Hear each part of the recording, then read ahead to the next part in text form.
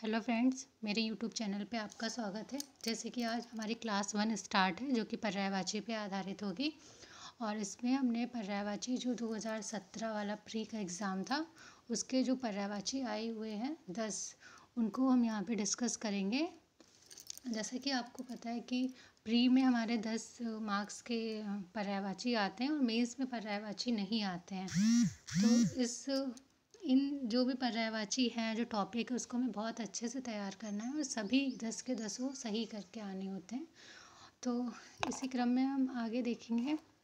जैसे कि ये मैंने यहाँ पे जो 10 पर्यायवाची हैं उनके नाम लिखे हुए हैं और उनके अर्थ जो हैं वो दिए हुए हैं। ये 16 वाला है और 17 वाला नेक्स्ट उसमें आएगा। तो सबसे पहले है माता का पर्यायवाची होता है अम्ब, अम्बा, जननी, प्रसु, अंबिका और जनायित्री। ये नया पर्यायवाची है, आप इसको लिख सकते हैं। दूसरा हमारा है चंद्रमा में सुधांशु, सुधाकर, सुधाधर।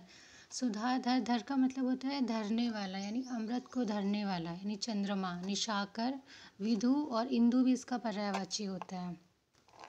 तीसरा है मेरा सोना सब लोग जानते होंगे। कनक, हिरण्य, जातक, रुक्म भी सोने का पर्यायवाची होता है। ताम्रस और पुष्कल। ताम्रस नमक का भी होता है और सोना का भी होता है। यहाँ पे आपको एक बात ध्यान रखनी होगी कि जो अनेकार्थी वाले शब्द हैं उनको आप एक पेपर पे नोट कर लीजिए, जिससे कि जो भी मतलब एक से अधिक पर्यायवाचियों में उनका उपयोग होगा तो वो आप लिख सकते हैं। चौथा है आकाश, शून्य, व्योम, अभ्र, दिया, पुष्कर। पुष्कर किसी एक और चीज़ का भी पर्यायवाची होता है, तो अभी देखेंगे आगे। फिर नेक्स्ट है हमारा बादल। तो मेघ सभी लोगों को पता होगा, आसान है ये। पयोधर मतलब जो धारण करे, जल को धारण करे। तो मोस्टली जल के पर्यायवाची होते हैं, उसमें अगर हम धर या लगा दें तो वो बन जाते हैं बादल के पर्यायवाची। जैसे जलधर, जल को धरने वाला या धारण करने वाला, जलधर, इस तरीके से। फिर कुछ बाहर साउंड आ रहा है, उसको आप लोग इग्नोर करें। फिर नेक्स्ट है हमारा कपड़े का वस्त्र, आसान है। पट भी होता है। वसन, दुकूल वस्त्र का ये इम्पॉर्टेंट है, पूछा भी जा चुका। और अंबर और चैल। यहाँ पे एक बात ध्यान देनी होगी, यहाँ पे इस साइड पे इजी लिखे हुए, लेकिन एग्ज़ाम में मोस्टली जो प्रश्नों का रूप रहता है वो रहता है कि कौन सा निम्न में से पर्यायवाची नहीं है, तो नहीं पे आपको विशेष ध्यान देना होगा। नेक्स्ट है बिजली का सौदामिनी, दामिनी भी इसका पर्यायवाची होता है। चंपा, अश्विन बिजली का पर्यायवाची होता है। धनवल्ली और क्षण प्रभा। फिर है मीमांसा,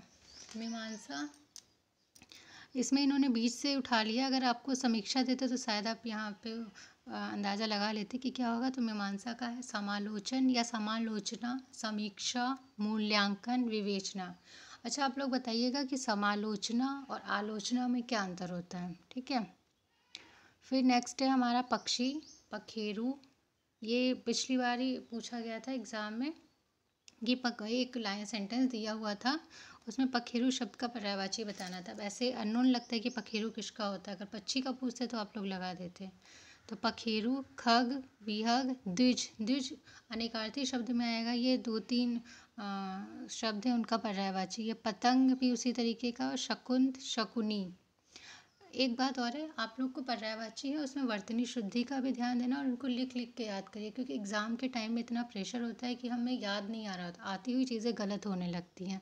तो जिन भी लोगों का आर का एग्ज़ाम आने वाला है वो लोग अच्छे से प्रिपरेशन करें, नोट्स अभी बना लें और इस तरह से नोट्स बनाएं कि वो लास्ट 15 दिनों में उनको अच्छे से रिवाइज़ कर लें, क्योंकि पूरी मोटी बुक्स आप लास्ट टाइम में रिवाइज़ नहीं कर सकते हैं।